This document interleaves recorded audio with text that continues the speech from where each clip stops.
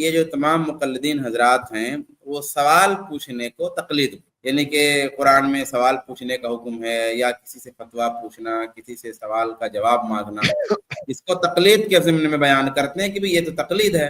سوال یہ ہے کہ صحابہ کرام رضوان اللہ تعالی علیہم کے زمانے میں عام آدمی تھے کہ نہیں تھے؟ تمام لوگوں کا علم تو یکساں نہیں تھا، ان کے یہاں بھی عامی تھے، اور پھر تابعین کا زمانہ آیا، ان کے یہاں بھی عامی تھے۔ تو جو یہ قرون مفضلہ ہیں، یہ جو عہد صحابہ اور عہد تابعین کے جو ہے زمانے کا معاملہ ہے، ان زمانوں میں لوگ سوال کرتے تھے علماء سے، علماء جواب دیتے تھے، اور اس زمانے میں بھی اہل حق اور اہل باطل موجود تھے، علماء سو اور علماء حق موجود تھے۔ تو کیا یہ سب تقلید کا معاملہ تھا؟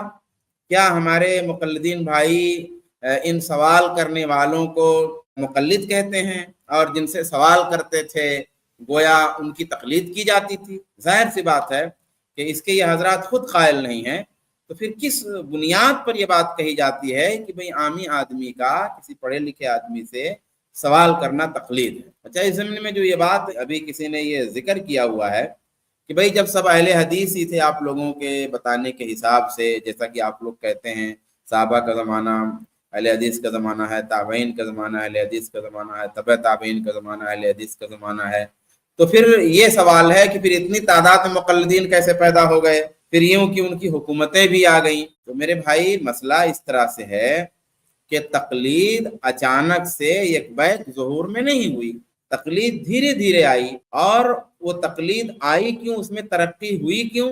تعصب کی بنیاد پہ، یعنی جس طرح اپنے اپنے امام سے تعصب بڑھتا گیا اور یہاں تک کہ اپنے دائروں کو پھلانگتا گیا، اسی طرح سے تقلید کے معاملے میں شدت آتی گئی اور ترقی آتی گئی۔ باقی یہ بات بھی نہیں صحیح ہے نا کہ مقلدین بہت بڑی تعداد میں ہیں۔ آپ دیکھ لیجئے کہ احناف جو مقلدین ہیں ان کو چھوڑ کر کے حنابلہ، موالک اور شوافع کتنی تعداد میں؟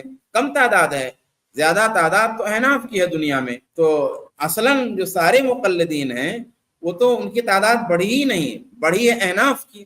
اور احناف کی تعداد کیوں بڑھی، اس سے پہلے ہم لوگ ایک اسٹریم میں بات کر چکے ہیں، کئی اسباب تھے۔ ان اسباب میں سے ایک سبب یہ ہے کہ ان کی حکومتیں آئیں۔ اب حکومتوں کا جب موقع آیا تو اس میں قضات آئے اور قاضیوں کا اور ججوں کی تقرری ہوئی، اور اس طرح سے یہ مذہب جو ہے پھیلتا گیا۔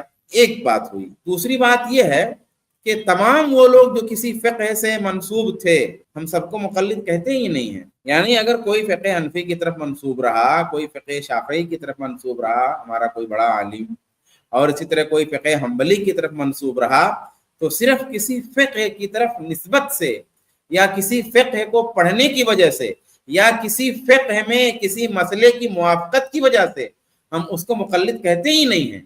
یعنی کسی فقہ کی نسبت رکھنے کے باوجود اگر وہ منہج اہل حدیث پر ہے، اصولوں میں منہج اہل حدیث پر قائم ہے، تو ہم اس کو بھی اہل حدیث کہتے ہیں۔ تو اس طریقے سے اس بات میں دھوکہ نہیں کھانا چاہیے۔ اللہ تعالی ہم سب کو توفیق عطا فرمائے سچ کی۔ اس کلپ کی فل ویڈیو دیکھنے کے لیے ہمارے چینل پر ضرور آئیں۔ آئی پلس ٹی وی نے ایک نیا یوٹیوب چینل شروع کیا ہے جس کا نام ہے آئی پلس ٹی وی اختلاف کا حل۔ اس چینل پر صرف اختلافی مسائل پر ویڈیوز آئے گی، لیکن دلائل کے ساتھ اور بھائی چارگی کے ساتھ۔ آپ کو میں دعوت دیتا ہوں کہ آپ بھی ہمارے اس چینل کو سبسکرائب کریں، ہماری ویڈیوز کو شیئر کریں اور نوٹیفیکیشن آئیکن کو آل سلیکٹ کریں تاکہ آپ کو ہماری ویڈیوز کا نوٹیفیکیشن مل سکے۔ جزاک اللہ خیر، والسلام علیکم ورحمۃ اللہ۔